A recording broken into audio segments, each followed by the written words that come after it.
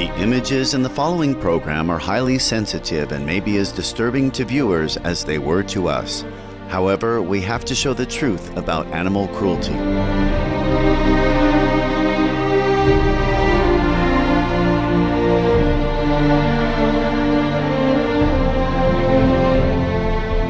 Respected viewers, on this week's edition of Stop Animal Cruelty, we meet Nathan Runkle, the courageous vegan founder and executive director of Mercy for Animals, a nonprofit animal advocacy group based in Chicago, USA. The organization conducts sustained community outreach efforts and effective advertising campaigns to inform people of the exploitation and torture of farm animals and why we must switch to a plant-based diet. Mercy for Animals also performs undercover investigations of factory farms in the U.S. to bring to light the unfathomable barbarism and violence that occurs in the meat, dairy, and egg industries on a daily basis. We focus on protecting farmed animals because this is the area of animal abuse in our society where the largest number of animals are killed and exploited.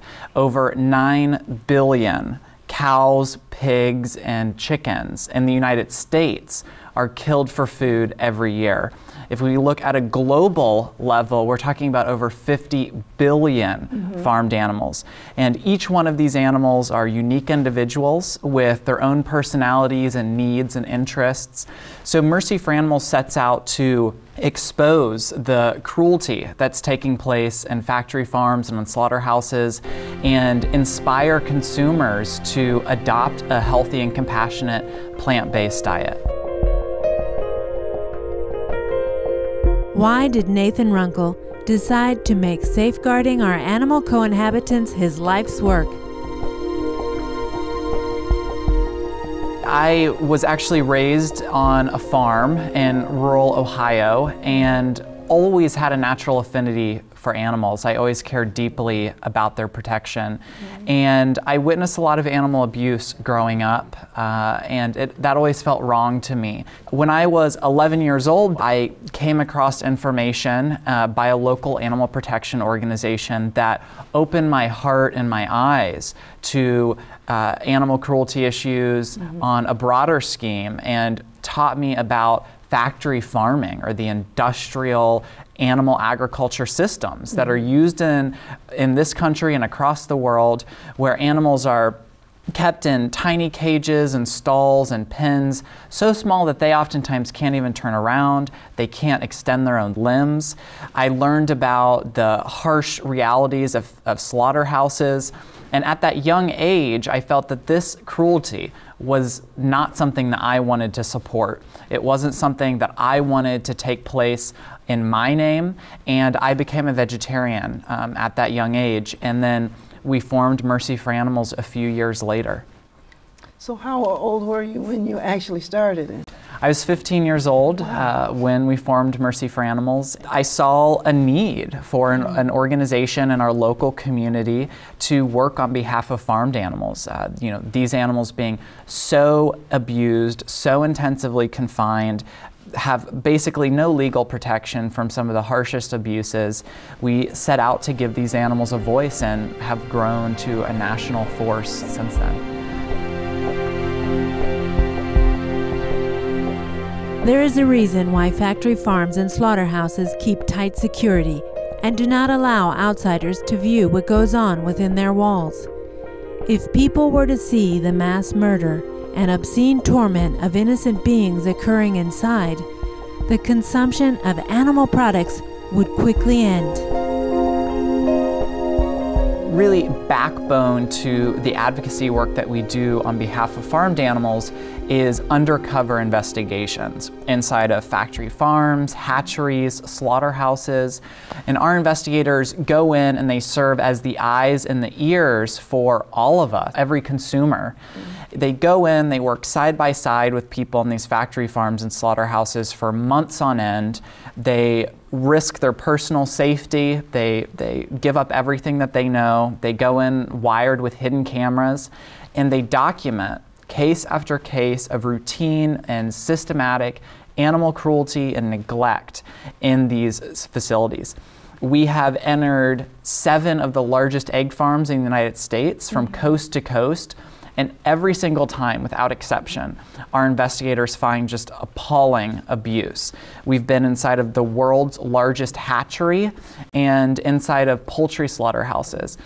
Inside of these egg farms, our investigators document the standard confinement of these birds, which consist of cages stacked in tiers, lined up in rows in huge windowless warehouses, where up to 200,000 birds are kept in wire cages that are about the size of a folded newspaper, and anywhere from 5 to 7 birds are crammed into these cages.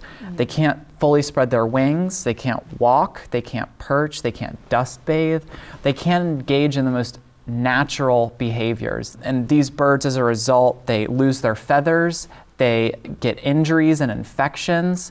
Their lives are just filled with the most harsh treatment and exploitation that any of us could imagine. When they're about 2 years old, they're ripped out of their cages and they're literally thrown into metal kill carts, which are then filled with gas, and the birds are killed. This is the reality of modern egg production. This is how 95% of egg-laying hens live and die on the front end of the egg industry. The male chicks, which hatch, are considered useless. So what happens in the United States every single year is that over 200 million male chicks are disposed of. They're either thrown away into trash cans while they're still alive, or, as we documented at the world's largest hatchery, these male chicks are thrown alive into grinding machines.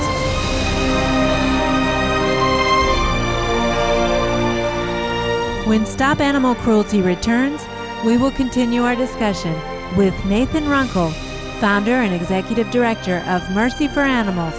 Please stay tuned to Supreme Master Television.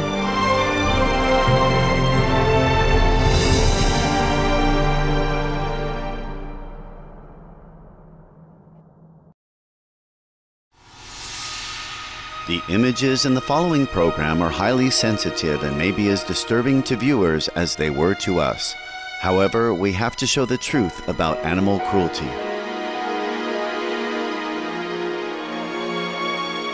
This is Stop Animal Cruelty on Supreme Master Television, featuring an interview with Nathan Runkle, the vegan founder and executive director of Mercy for Animals, a nonprofit animal rights group based in Chicago, USA. The organization was founded in 1999 and has over 35,000 members and supporters.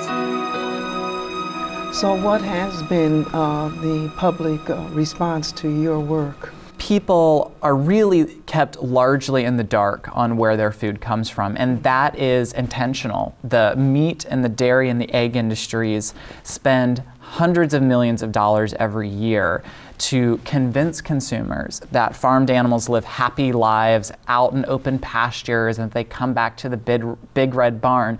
But that's not the case. The vast majority of farmed animals are intensively confined on factory farms, where they're unable to move, turn around, they're mutilated without painkillers. And when people find out the harsh reality of these systems and the fact that cows, pigs, and chickens are being treated as little more than production units and commodities, not as the sentient individuals capable of feeling pain that they are, people feel like they've been misled by the meat, dairy, and egg industries. And the more that people learn about these industries, the more they see that the treatment that these animals endure is unacceptable and it runs against their most basic needs, and that most people, I believe, are good at heart and they're compassionate. And we're seeing really a groundswell of people that are starting to reject these industries. The imprisoned animals are raised under nightmarish conditions, with every aspect of their growth controlled in order to maximize profits, without a thought given to their desperate cries that fill the air asking for mercy.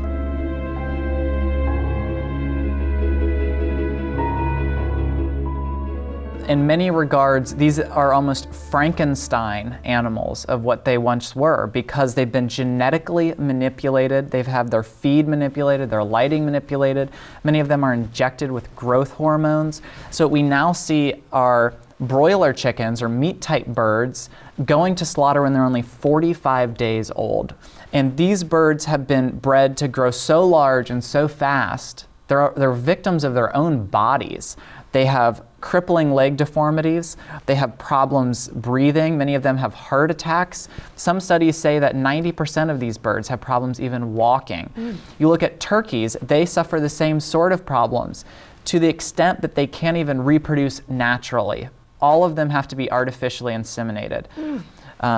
Pigs are artificially inseminated, dairy cows are artificially inseminated, and these animals endure those cycles over and over and over again until their bodies can't take it and they're slaughtered. In 2007, Mercy for Animals conducted an undercover investigation of the 7th largest turkey slaughterhouse in the USA.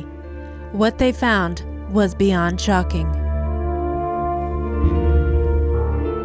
Our investigator gained employment at the facility and worked on the live hang deck, which is where trucks come in with the birds in crate. They come from the turkey farms where they live in huge sheds packed wing to wing, living in their own feces in these huge windowless warehouses oftentimes.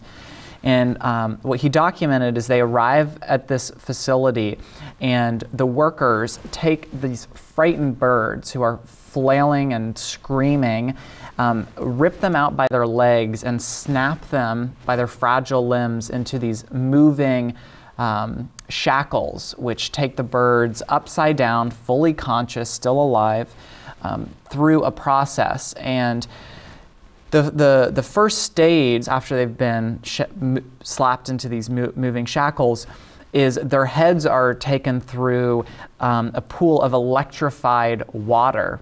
And what this water does is it paralyzes the birds temporarily so that they can't move.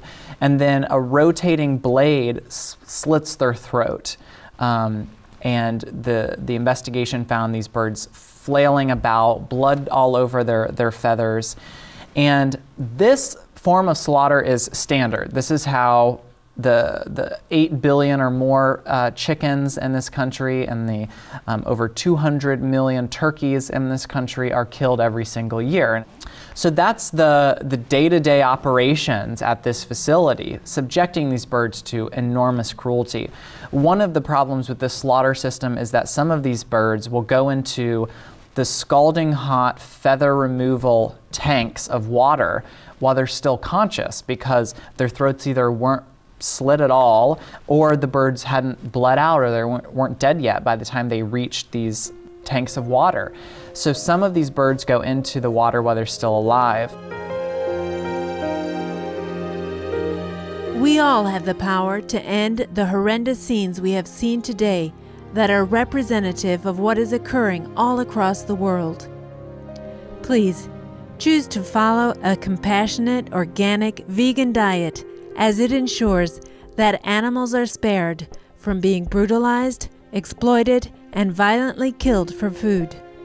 Our deep appreciation goes to Nathan Runkle for being a true hero and standing up on behalf of our animal friends. May all animals on Earth soon enjoy free and beautiful lives as a result of the efforts of groups like Mercy for Animals and individuals adopting the plant-based lifestyle. For more details on Mercy for Animals, please visit www.mercyforanimals.org or www.chooseveg.com. Thank you for being with us on today's program. Please join us next Tuesday on Stop Animal Cruelty for part 2 of our interview with Nathan Runkle. Coming up next is enlightening entertainment after noteworthy news. May all life always be protected and cherished and receive the blessings of heaven. For more details, please visit www.suprememastertv.com/Stop stop-animal-cruelty.